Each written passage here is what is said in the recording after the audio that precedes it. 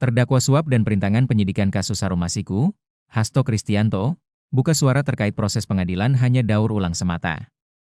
Berkaitan dengan persidangan ini, tampak bagaimana ini betul-betul suatu daur ulang terhadap suatu proses pengadilan yang telah memiliki kekuatan hukum tetap dan kemudian diproses kembali segala sesuatunya dari awal, ujar Hasto di Pengadilan Tindak Pidana Korupsi, Jakarta Pusat, Kamis, 24 April 2025. Ia berpandangan di dalam putusan pengadilan tersebut terhadap terdakwa Wahyu Setiawan, Saiful dan juga Agustiantio semua sudah jelas fakta-fakta hukumnya.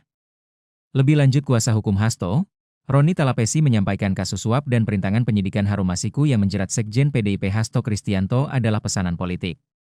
Berkaitan dengan persidangan ini, nampak bagaimana ini betul-betul suatu daur ulang terhadap suatu proses pengadilan yang telah memiliki kekuatan hukum tetap dan kemudian diproses kembali segala sesuatunya dari awal. Padahal di dalam putusan pengadilan tersebut terhadap terdakwa Wahyu Setiawan, Saiful Bakri dan juga Agustiantio itu semua sudah jelas fakta-fakta hukumnya dan tapi demi menghormati seluruh proses kita melihat bahwa banyak hal yang kemudian harus diputar kembali. Dan apa yang dijanjikan oleh KPK adanya fakta-fakta baru sampai hari ini tidak pernah terungkap yang membuat proses ini harus diulangi kembali. Nah untuk itu selanjutnya kepada penasihat hukum kami persilahkan. Ya, teman-teman, setelah saya pelajari BAP dari tahun 2020 tanggal 6 Februari 2020 tanggal 7 Februari 2020. Saya sandingkan dengan BAP di mana Saudara Tio diperiksa 2025, itu sama persis. Titik, koma, pertanyaan sama. Nanti kita akan tunjukkan kepada teman-teman selesai persidangan. Artinya apa? Bahwa kasus ini adalah kasus daur ulang. Kasus ini adalah kasus pesanan politik yang sebenarnya sudah putus secara ingkrah, tidak ada kaitannya dengan Mas Hasto Kristianto. Ini sudah pernah diuji, teman-teman. Teman-teman wartawan juga hari ini, pagi ini, sempat kesulitan kan untuk akses ke dalam ruang persidangan. Sebenarnya kami juga menyampaikan, kami mencegah untuk orang-orang yang akan melakukan provokasi. Yang melakukan provokasi dengan memakai baju-baju seolah-olah mendukung penegakan hukum, mendukung KPK. Teman-teman bisa melihat, di depan masih banyak massa bayaran yang mendemo untuk meminta Pak Sekjen PDI Perjuangan untuk segera ditangkap. Ini artinya apa? Kasus ini adalah kasus politik dengan dalil penegakan hukum korupsi. Jadi ini adalah kasus politik yang dipaksakan, yang terbukti bahwa banyak yang punya kepentingan sehingga harus membayar pendemo, harus membayar massa atau orang-orang yang mohon maaf tidak mengerti apa persidangan ini juga pun tidak mengerti. Mereka memakai baju, mencetak baju, yang artinya apa? Bahwa ada yang punya kepentingan terhadap kasus ini. Persidangan ini sudah pernah diuji di 2020, sudah ingkrah. Kalau tadi yang disampaikan itu semua sudah diungkap di dalam putusan. Nanti kita akan bertanya kepada saudara saksi. Dan tidak ada kaitannya sama Sekjen PDI Perjuangan. Sampai persidangan hari ini, sudah terbukti bahwa aliran uang dana untuk operasional atau yang kita sebut dengan uang suap untuk Wahyu Setiawan itu bukan dari Sekjen PDI Perjuangan Mas Hasto Kristianto. Sebenarnya kan ini pokok dari permasalahan, inti permasalahan. Jangan kita terbawa dengan framing-framing. Kalau bicara soal organisasi, itu adalah hak PDI Perjuangan dalam mengajukan. Karena ada apa? Ada fatwa MA, ada putusan Mahkamah Agung. Makanya kalau disebutlah pimpinan-pimpinan partai, itu adalah hak kita, gitu loh. Tetapi dalam perjalanan kan saya sudah tanya kepada Saudara Wahyu, sudah tahu ini tidak bisa, kenapa masih menanyakan anggaran, masih minta uang operasional. Artinya apa? Di sini ada permainan kong-kali-kong antara mereka yang mereka coba siasati supaya ini berjalan, padahal ini sudah tidak bisa. Tetapi kalau bicara soal organisasi, secara kepartaian, itu tidak ada yang salah. Itu sesuai dengan undang-undang dan sesuai dengan putusan, teman-teman. Oke? Jadi nanti kita akan lihat agenda pembuktian, nanti kita akan tanyakan kepada kedua saksi ini ya. Mungkin saudara Febri atau... Ya, ini persidangan kedua untuk pokok perkara ya. Sudah melihat dan terima kasih pada semuanya sudah mengawal ini. Di setengah hari persidangan ini kami mencatat banyak hal. Pertama, tadi saksi Agustiani Tio itu secara jelas mengatakan ia tidak tahu tentang sumber dana yang tuduhannya adalah dari Pak Hasto. Tuduhannya kan sumber dana sebagian dari Pak Hasto, tapi Agustiani Tio tadi mengatakan dia tidak tahu soal sumber dana tersebut. Apakah yang pertama ataupun yang kedua dia tidak tahu terkait dengan hal itu.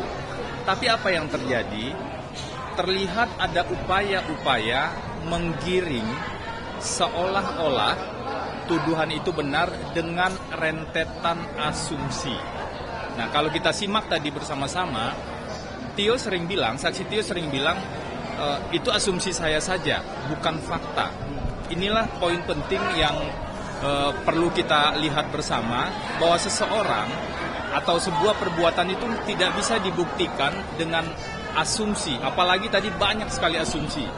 Kami mencatat setidaknya lebih dari 10 kali saksi Tio mengatakan bahwa yang ia sampaikan sebagian di BAP itu adalah asumsi. Tapi seolah-olah ada upaya untuk menggiring hal tersebut. Silakan dulu, lanjut.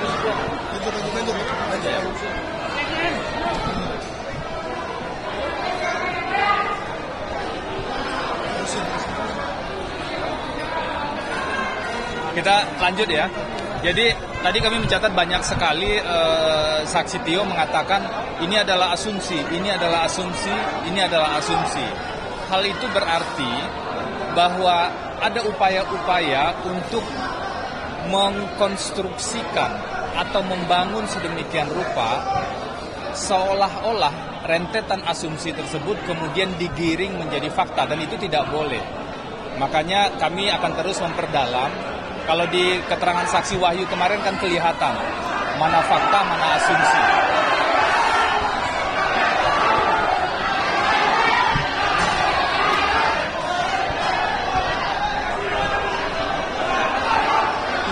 Ya, kalau dari kesaksian Wahyu dan kesaksian Tio tadi kelihatan mana fakta, mana asumsi.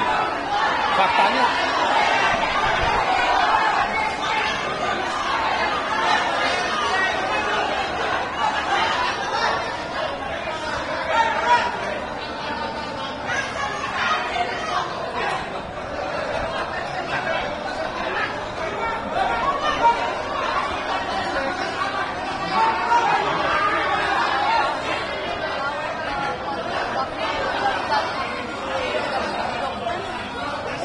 mestinya boleh. Jadi kalau buat saya sih, satu hal yang perlu kita catat, keterangan dari saksi kemarin, Wahyu maupun saksi hari ini kan tentang perbuatan obstruction of justice, ya. Tidak pernah ada buktinya apapun. Itu satu, ya. Saya kira kemarin 2 orang saksi itu ketika kami tanya apa pengetahuan mereka, meskipun mereka diperiksa terkait dengan obstruction of justice, mereka nggak tahu apa-apa. Ini hari ini saya kira Ibu Tio juga sudah ditanya mengenai obstruction of justice, juga dia tidak tahu. Artinya apa? Paling tidak sekarang ini pihak KPK tidak bisa membuktikan dari 3 orang saksi mengenai dakwaan pertama. Kemudian yang kedua, saya lanjutkan apa yang diterangkan oleh Febri tadi. Ini mengenai urusan surat dakwaan kedua dan juga alternatif dari dakwaan ke-1, yaitu terkait dengan suap. Suap itu intinya adalah memberi hadiah atau janji. Dari ketiga saksi yang sudah diperiksa, tidak pernah ada satupun saksi ini yang mengatakan bahwa hadiah atau janji itu dari Pak Hasto. Ya. Nah, makanya seperti dikatakan oleh teman-teman tadi, semuanya ini adalah untuk kepentingan yang lain. Ya. Didaur ulang perkara ini bukan untuk kepentingan penegakan hukum. Tetapi kami lebih menduga ini adalah sebagai tindakan mencoba melemahkan partai terutama dengan menyingkirkan Mas Hasto. Karena dianggap Mas Hasto ini kan adalah motor dari partai. Jadi sekali lagi, nanti kita bisa dengar keterangan dari Doni. Apakah memang ada perintah dari Mas Hasto terkait dengan hadiah atau janji itu? Karena intinya dari suap itu adalah memberi hadiah atau janji. Kalau ini tidak bisa dibuktikan atau tidak ada buktinya, tidak bisa disampaikan, tidak diketahui oleh saksi, maka mestinya hakim berani untuk memutuskan nanti bahwa dakwaan itu tidak terbukti. Begitu juga dengan dakwaan obstruction of justice. Tentu nanti kita akan tanya kepada Doni. Saya kira itu yang sekedar tambahan dari saya. Jadi ini perlu dipisahkan ya teman-teman.